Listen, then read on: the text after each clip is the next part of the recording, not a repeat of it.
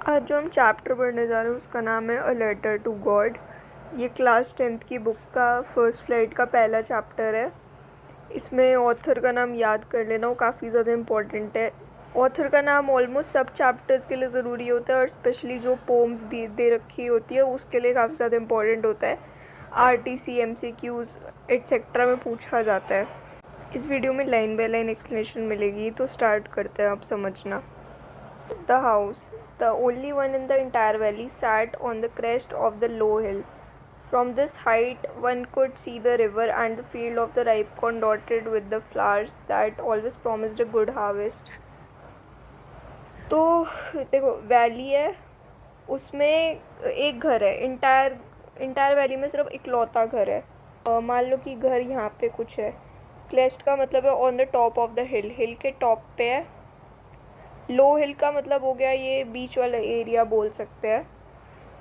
और जो ये वाली हाइट है, मतलब कि जिस हाइट पे वो घर है, इससे क्या दिख रहा है? रिवर दिख रहा है। पहली चीज़ दिख रही है जो वो है रिवर। दूसरी चीज़ जो वो है फील्ड दिख रही है। फील्ड किस चीज़ की है? फील्ड है कॉर्न की फील्ड। तो एक इंसान को हिल के टॉप से कुछ ही चीज़ें दिखती है, मतलब वो डिपेंड करता है वैसे कि वो कौन सा टॉप है। बट जैसे कि हम जाते हैं हाइट पे तो यूजुअली हमें फील्ड्स वगैरह, ग्रीनरी वगैरह दिखती है, तो वहाँ से भी फील्ड थी वो प्रॉमिस करती थी गुड हार्वेस्ट। वहाँ पे फ्लावर्स भी दिखते थे, इसका मतलब है सॉइल डेफिनेटली फर्टाइल थी, वहाँ पे चीज़ें ग्रो कर पा रही हैं। और जो वो फील्ड थी उससे मतलब फार्मर को एक्सपेक्टेशन रहती है कि अच्छा हार्वेस्ट रहेगा, तो फील्ड प्रॉमिस क्या कर रही थी कि वो अच्छा हार्वेस्ट रहेगा, ऐसा। The only thing the earth needed was a downpour और at least a shower. Downpour का मतलब है रेन, लिख सकते हो। डाउनपोर और शावर मतलब हल्की फुल्की बारिश हो जाए, बस बढ़िया सी बारिश हो जाए। एक फार्मर क्या चाहता है? उसकी फील्ड बढ़िया बढ़िया ग्रो करे, उसको उससे जिससे उसको सेल करके पैसे कमाए, अपना पेट भर सके, अपनी फैमिली का। Through out the morning Lencho, who knew his field intimately, had done nothing else but see the sky towards the northeast. तो इस वाली लाइन में बताया जा रहा है कि थ्रू आउट द मॉर्निंग मतलब सुबह से जो लेंचो था, लेंचो कौन है? वो है जिसका ये वाला घर था और जिसकी ये जो फील्ड थी, ये फील्ड थी, उसका नाम लेंचो है। और जो फार्मर है वो काफ़ी ज़्यादा एक्सपीरियंस है, हमें इस लाइन से पता लगता है। Who knew his field intimately, मतलब कि उसको एक्सपीरियंस था, उसको वो अपनी फील्ड को करीब से जानता था। और उसने सुबह से सिर्फ ये करा था कि वो आसमान की तरफ देखे जा रहा था, नॉर्थ ईस्ट की तरफ से। मतलब बेसिकली वो बारिश का वेट कर रहा था, दैट्स इट। ज़्यादा दिमाग लगाने की ज़रूरत नहीं है। Now we were really going to get some water women. ये उसने किसको कहा? अपनी वाइफ को उसने बोला कि मतलब अब बारिश हो सकती है। The women who was preparing supper replied. जो उसकी वाइफ थी वो खाना बना रही थी, उसने बोला येस गॉड विलिंग, मतलब उसकी गॉड में फेथ थी कि हाँ भाई भगवान की मर्जी है।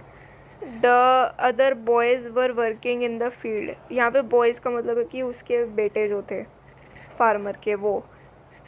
while the smaller ones were playing near the house until the women called them all come for dinner. तो जो उसके बड़े बेटे थे वो फील्ड में काम कर रहे थे और जो उसके छोटे बेटे थे वो घर के पास वो खेल रहे थे। और फिर उसकी वाइफ ने उन सब लोग को आवाज़ दी कि वो डिनर करने के लिए आ जाए। It was during the meal just as Lencho had predicted. Big drops of rain began to fall. In the northeast, huge mountains of clouds could be seen approaching. The air was fresh and sweet. तो क्या हुआ कि जो ये farmer था इसने predict करा था कि बारिश होगी, तो बारिश हुई। जो बड़ी बड़ी बूंदें थी बारिश की वो गिरने लग गई। जो नॉर्थ ईस्ट की साइड थी वहाँ पे बादल देखे गए थे कि बादल आते हुए दिखते हैं ना कि बादल आ रहे हैं, वैसा दिखा। और जो एयर थी वो काफ़ी ज़्यादा फ्रेश और स्वीट थी। जैसे बारिश आती है तो मिट्टी की स्मेल आती है और बढ़िया हवा चलती है, वैसा। एकदम मौसम हो गया था। और इससे बेस्ट क्या फार्मर को चाहिए कि भाई बारिश आ गई, उसको उसके लिए जो उसके प्लांट्स है वो लाइफ लाइन है उसके लिए। The man went out for no other reason than to have the pleasure of feeling the rain on his body. And when he returned, he exclaimed, "These are not raindrops falling from the sky, they are new coins. The big drops are 10 cents and little ones are 5." तो उसने क्या बोला, मतलब उसने क्या किया, वो सबसे पहले वो बाहर चला गया कि वो जो रेन है उसको अपनी बॉडी पे फील कर पाए। और उसने ऐसा एक्सक्लेम किया, ऐसा बोला मतलब एक्सक्लेम का किया, मतलब उसने ऐसा काफ़ी खुशी से बोला, एक्साइटमेंट से बोला कि ये जो रेन ड्रॉप्स हैं जो ये गिर रही है आसमान से, उनको न्यू कॉइन से कंपेयर करा। क्योंकि जो फार्मर है उसका सोर्स मतलब कॉइन से इसलिए कंपेयर करा क्योंकि पैसे आएंगे ना, अगर मतलब बारिश हुई, फील्ड अच्छी हुई, तो इवेंचुअली क्या होगा कि पैसे आएंगे। तो उसने इसलिए उनको न्यू कॉइन्स बोला है। ऐसा क्वेश्चन पूछा जा सकता है एग्ज़ाम में, तो यू शुड नो कि न्यू कॉइन्स क्यों बोला फार्मर ने उसको, रेन ड्रॉप्स को। उसने जो बड़ी ड्रॉप्स थी उनको 10 सेंट पीसेस से कंपेयर करा और जो छोटी वाली थी उनको 5 सेंट से। ये जो सेंट है ये करेंसी है यूएस की, इसका मतलब हो गया 1 पेनी। इतना याद करने की ज़रूरत है, बस इतना याद रखो कि जो न्यू कॉइन्स है उनको उसने रेन ड्रॉप से कंपेयर करा, क्यों करा, और बिग रेन ड्रॉप्स को कितने सेंट से कंपेयर करा, और जो छोटी रेन ड्रॉप्स थी उनको कितने सेंट से कंपेयर करा। With a satisfied expression, he regarded the field of ripe corn with its flower draped in a curtain of rain. तो ड्रेप्ड का मतलब यहाँ पे दे रखा है कवर्ड। तो वो सेटिस्फाइड था काफ़ी ज़्यादा। और जो उसकी फील्ड थी जो राइप कॉर्न की थी फूलों के साथ, वो बारिश के कर्टन में, मतलब कर्टन से ढक गई। ऐसे इसलिए बोला क्योंकि रेन होती है तो वो पूरा गीला गीला हो जाता है, तो उस चीज़ को इसने बोला है कि वो कवर हो गया था बारिश से। But suddenly a strong wind began to blow and along with the rain very large hailstones began to fall. अब स्टोरी में क्लाइमैक्स आया, जैसा मूवी में होता है क्लाइमैक्स, वैसे ही इस स्टोरी में भी क्लाइमैक्स आया। जो ये बढ़िया एकदम से वो फील कर रहा था, सेटिस्फाइड फील कर रहा था कि बारिश हो रही है, उसकी इच्छा पूरी हो गई। क्या हुआ, उसकी इच्छा पे फिर पानी फिर गया, स्ट्रॉन्ग विंड आ गई। और फिर क्या हुआ, जो बारिश थी, बारिश तो हो रही थी पर उसके साथ हेल स्टोन्स आ गए। हेल स्टोन्स का मतलब क्या है, ओले। These truly did resemble new silver coins. The boys, exposing themselves to the rain, ran out to collect the frozen pearls. और अब उसने बोला कि ये तो एक्चुअल में ही न्यू सिल्वर कॉइन्स जैसे लग रहे हैं, ये जो मतलब ओले गिर रहे हैं ये। और जो ये हेल स्टोन्स है इनको फ्रोज़न पर्ल से कंपेयर किया गया है क्योंकि थोड़ा देखने में वैसे ही लगते हैं, चमकीले टाइप के जो हेल स्टोन्स रहते हैं। It's really getting bad now, exclaimed the man. जो मैन का मतलब यहाँ पे है फार्मर, कि अब तो यार ये बहुत ज़्यादा बुरा हो रहा है। I hope it passes quickly. उसने होप करा कि ये जल्दी से ख़त्म हो जाए जो ओले पड़ रहे हैं। It did not pass quickly, पर नहीं, हर चीज़ इच्छा अनुसार नहीं होती, तो नहीं हुआ, मतलब जल्दी से वो पास नहीं हुआ। For an hour the hail rained on the house, the garden, the hillside, the cornfield, on the whole valley. और जल्दी से पास नहीं हुआ और अराउंड 1 घंटे ये हेल आते रहे। और घर पे बरसे ओले, गार्डन पे, हिल स्लाइड पे, कॉर्नफील्ड पे, पूरी वैली पे ही। The field was white as it was covered with salt. तो जो फील्ड है वो वाइट टर्न हो गई। ओले जो होते हैं उनको बोला है कि उसकी वजह से पूरी जो फील्ड है वो वाइट हो गई, और बोला गया ऐसा लग रहा था कि जैसे कि वो सॉल्ट से कवर हो गए हो। Not a leaf remain on the trees. जो ट्रीज थे उन पे लीफ बचे ही नहीं। The corn was totally destroyed. तो और जो कॉर्न थे वो टोटली डिस्ट्रॉय हो गए। इतनी बुरी तरह ओले पड़ेंगे तो फसल ख़राब होगी, जैसे न्यूज़ वगैरह में भी आता है जब ये जुलाई टाइप का मंथ होता है कि मतलब फील्ड ख़राब हो गए, और बहुत ज़्यादा लॉस होता है फार्मर्स को। फार्मिंग में इतनी मेहनत लगती है और इंसान किस लिए मेहनत करता है? अपनी फैमिली के लिए। तो वो फिर हार्वेस्ट सही नहीं होता, वो टैक्सेस वगैरह होते हैं अगर फार्मर पे, वो नहीं चुका पाता, बहुत सारे चीज़ें होती हैं, तो बहुत ज़्यादा वर्स्ट सिनेरी हो जाता है वो। The flowers were gone from the plants, Lencho's soul was filled with sadness when the storm had passed.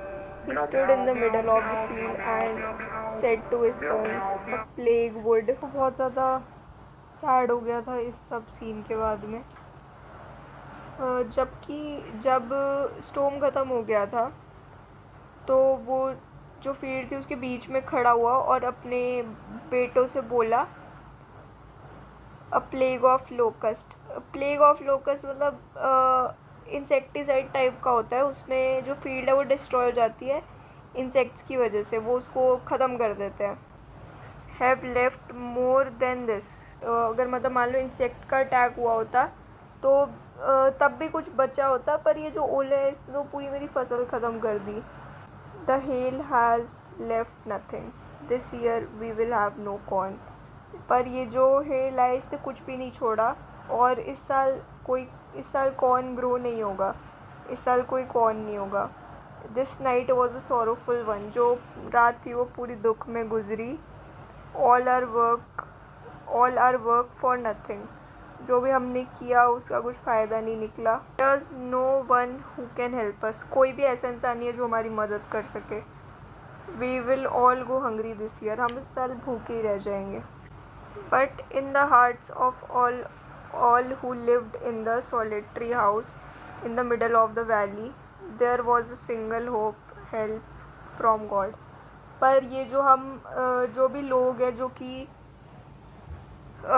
अकेले रह रहे होते हैं मिडल ऑफ द वैली में, उनके लिए एक सिंगल होप होती है, और वो होप कौन सी होती है? भगवान। जैसे कि बोलते हैं जिसका कोई नहीं होता उसका भगवान होता है, वैसा।